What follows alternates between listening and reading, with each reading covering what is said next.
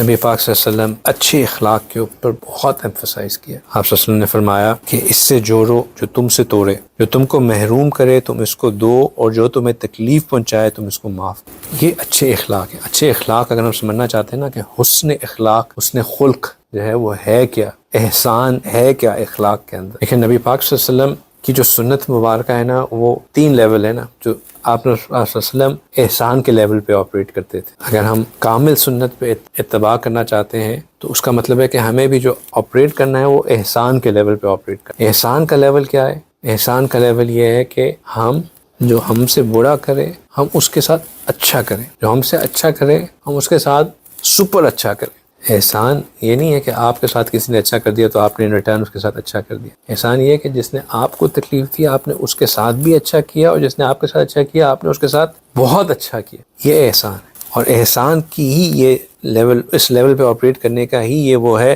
تم اس سے جوڑو جو تم سے توڑے، جو تم کو محروم کرے تم اس کو دو، اور جو تمہیں تکلیف پہنچائے تم اس کو معاف کرو۔ یہ کام سب سے مشکل کام ہے۔ نیچرلی ہم چاہتے ہیں کہ جس نے مجھے تکلیف پہنچائی ہے میں اس کو تکلیف پہنچاؤں ہی پہنچاؤں، لیکن نبی پاک صلی اللہ علیہ وسلم کبھی بھی اپنی ذات کی خاطر کسی کو تکلیف نہیں پہنچائی، چاہے اس بندے نے آپ صلی اللہ علیہ وسلم کے ساتھ کچھ ہی کیوں نہ کیا۔ ہاں، جہاں دین کا معاملہ آیا وہاں پہ کچھ انسٹنسز ہیں جہاں پہ نبی پاک صلی اللہ علیہ وسلم نے دین کو جو نقصان پہنچ رہا تھا اس کو ختم کرنے کے لیے پھر کچھ ایکشنز لیے، لیکن جہاں اپنی ذات کی بات تھی کبھی بھی نہیں۔ ایک حدیث مبارکہ میں آتا ہے کہ اسلام عمدہ کلام لوگوں کو کھانا کھلانے کا نام ہے۔ کن 2 چیزوں کا نام ہے؟ نماز پڑھنے کا، حج عمرے کرنے کا، تسبیحاں پڑھنے کا، روزے رکھنے کا۔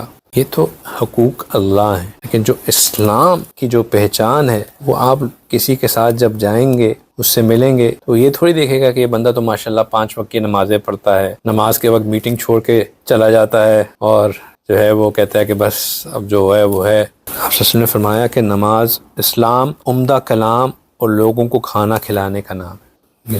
جب ہم سلام کی اہمیت کے اوپر کر رہے تھے اس میں حدیث میں بار بار یہ آ رہا تھا کہ کیا کرو، سلام پھیلاؤ اور لوگوں کو کھانا کھلاؤ، اطعم الطعام، بار بار یہ اطعم الطعام کی انسٹرکشن تھی۔ پھر آپ صلی اللہ علیہ وسلم فرماتے ہیں کہ ایمان صبر اور درگزر کرنے کا نام ہے۔ ٹھیک ہے نا، عجیب بات ہے نا، ہم تو کہتے ہیں کہ ایمان نام ہے لا الہ الا اللہ پہ، اللہ کے رسولوں پہ، اللہ کے فرشتوں پر، روز محشر پر، موت کے بعد دوبارہ زندہ ہونے پر، ان چیزوں کا نام ہے۔ یہ نام ہے انسان کے باطن میں جو یقین ہونے کا، لیکن جو ظاہر میں جو دکھانے کا میرے اندر صبر کتنا ہے، یہ پھر یقین ہے لا الہ الا اللہ کا، کہ مجھے اگر کوئی تکلیف پہنچی ہے تو وہ اللہ سے پہنچی ہے، اللہ ہی اس کو دور کریں گے۔ یہ صبر ہے، یہ توکل ہے، اور یہ ایمان کا پریکٹیکل ڈیمانسٹریشن ہے۔ یہ جو پہلی بات تھی نا کہ اسلام کن 2 چیزوں کا نام ہے، عمدہ کلام اور لوگوں کو کھانا کھلانا، یہ بھی ریفلیکشن ہے کہ جب میں نے اللہ کے سامنے جا کے عمدہ طریقے سے نماز میں قرآن کی تلاوت کرنی ہے تو وہ میں تبھی کر سکوں گا جب میں لوگوں کے ساتھ عمدہ بات کر کے آیا ہوں گا۔ لوگوں کے ساتھ میں گالم گلوچ کر کے آیا ہوں اور نماز میں آ کے میں کھڑا ہو جاؤں، یہ دونوں چیزیں ساتھ نہیں چل سکتی۔ جو ٹریننگ ہمیں نماز، روزہ، حج، زکوٰۃ سکھاتے ہیں وہ ٹریننگ کی ریفلیکشن عمدہ کلام اور لوگوں کو کھلانے میں نظر آتی ہے، آؤٹ پٹ وہ ہے۔ اور جو ایمان اللہ کے اوپر، ایمان ملائکہ کے اوپر، اللہ کے رسولوں کے اوپر، روز محشر کے اوپر رکھتے ہیں، اس کی جو آؤٹ پٹ ہے، جو اس کی ریفلیکشن ہے، اس کی جو مینیفیسٹیشن ہے وہ ہے